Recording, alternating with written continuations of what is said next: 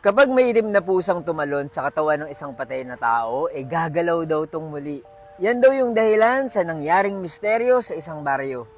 Storytime. Isang gabi, may napansin yung isang babaeng nagtatrabaho sa funeraria doon sa bangkay na inaalagaan niya. Nakakutob siya na may masamang mangyayari at inisip niya na sana hindi ito Kuy Nap Trang. Isa sa mga urban legends na natutunan ko dito sa Vietnam ay ang Kuy Nap Trang o ang ibig sabihin ay ang bangkay na sinaniban ng demonyo.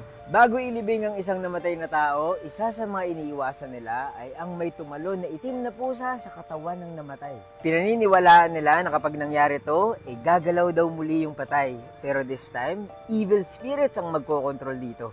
Ako nga pala si Buji at mahilig ako mag-storytime. Kung di niyo pa ako pina-follow, follow niyo na ako. Going back to the story, nakita raw ng babae na bumukas yung mata ng bangkay na inaalagaan niya.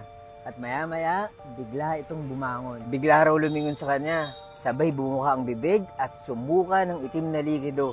Hindi niya alam kung anong nangyari, pero ang hinala niya, Kuy Nap Trang. May nalaman din akong kwento tungkol sa isang bata na nagbabantay sa bangkay ng lolo niya doon sa isang malayong baryo. Mag-isa lang daw siya nung nagbabantay sa katawan ng lolo niya nang biglang may tumalon daw na itim na pusa doon sa katawan ng patay niyang lolo. Dahil wala namang takip yung kabaong, napansin niyang bumabangon yung lolo niya. Sa takot niya, tinawag niya yung mga matatanda.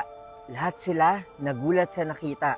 Ang sabi nila, Kuy Nap Trang. Pinagtulungan ng mga kalalakihan yung katawan. Sinabuyan nila ng gas at sinunog. Wala na raw silang magagawa dahil nakuha na daw to ng mga evil spirits. Naging abo yung matanda at hindi na nila ulit nakita yung itim na pusa. Walang nakakaalam kung totoo yung kwento na to. Pero ang Kuy Nap Trang ay isang sikat na urban legend sa Vietnam. Sa sobrang sikat ng urban legend na to, ginawan pa to ng pelikula. At isa to sa mga pinakasikat na horror movies ng Vietnam.